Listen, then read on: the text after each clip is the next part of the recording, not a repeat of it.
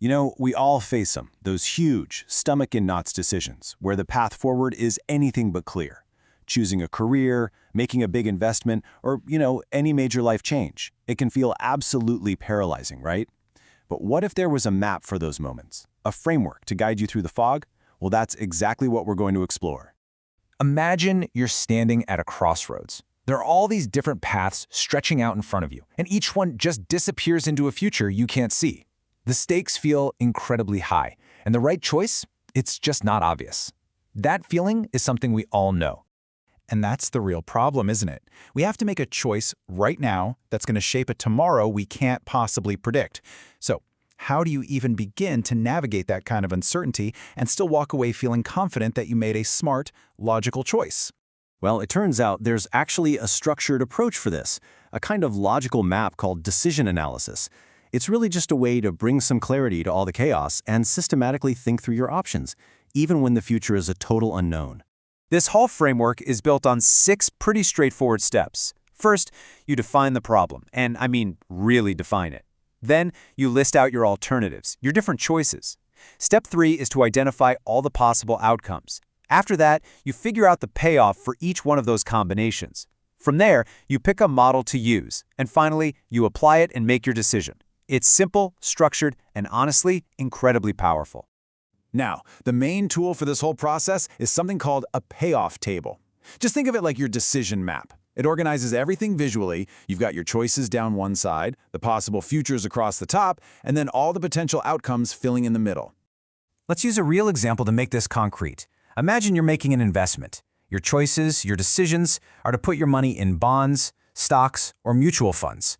Now, the future, which is totally out of your control, we'll call the states of nature. And for this, let's say the market could turn out to be favorable, normal, or unfavorable. Okay, now we fill in the map. Look at this. This table lays out every potential profit or loss for each investment. So, for example, if you choose stocks and the market is favorable, you make $200. But see what happens if the market is just normal? You actually lose $30. This one simple table has all the information we need to start making a really rational choice. All right, so before we can choose a path on our map, we need to understand the terrain. When it comes to making decisions, the landscape can be anything from perfectly clear to completely foggy. And this is a really crucial difference. If you know the odds, like say there's a 60% chance of a favorable market, that's what we call decision-making under risk. But what happens when you have no clue what the odds are? That's decision-making under uncertainty. And that's the really tough spot we're going to focus on today. So, when you don't know the probabilities, how in the world do you decide? Well, a lot of it comes down to your own mindset. Are you more of a high-risk, high-reward optimist, or are you a cautious, play-it-safe kind of pessimist? Let's check out the strategies for each one. First up, we have the maxi-max approach.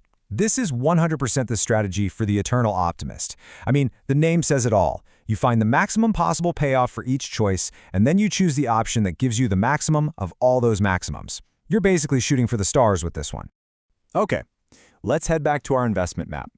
Using this maxi-max strategy, what we're going to do is scan each row, so each decision, and find the single best possible outcome. Right now, we are only looking at the upside.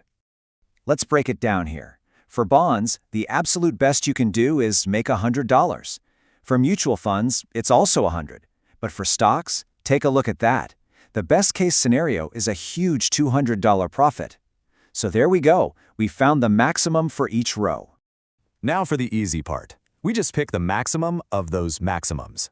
And that is, without a doubt, $200. So for the optimist, the maxi-max choice is clear. Invest in stocks. You're going for the highest potential reward. But hey, what if you're not an optimist? What if your number one priority is just protecting yourself from a total disaster? Well, that brings us to the maxi-min strategy.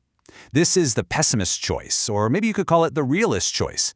Here, you look at the minimum payoff for each choice, and then you pick the maximum of those minimums. In other words, you're finding the best of the worst-case scenarios. Let's apply this to our table. We're now looking for the worst possible thing that can happen in each row. So for bonds, the worst you can do is lose $20. For stocks, you could lose $30. But for mutual funds, the absolute worst thing that can happen is you just break even. You make $0. So now we just choose the best of those worst-case scenarios. Okay, losing $20 is bad, losing $30 is even worse, but making $0 is definitely the best of that bunch. So the maximum choice is mutual funds. It's all about minimizing your potential loss. So, stocks or mutual funds, which one is the right choice? And here's the thing, they both are. They're both perfectly logical decisions that you can arrive at through a clear, rational process. The difference isn't the logic, it's the philosophy of the person making the decision. It all depends on what you care about more, maximizing a potential gain or minimizing a potential loss. And that really brings us to the most important point here. These tools, they aren't about finding some single correct answer. They're about helping you make a choice that actually aligns with your own goals and, just as importantly, your own tolerance for risk. And this quote right here just gets to the absolute heart of it. A good decision isn't defined by whether the outcome was good or bad, because you just can't control the future. A good decision is defined by the quality of your process. At the end of the day, decision analysis gives you a framework to untangle all this complexity. It's not a crystal ball, not by a long shot.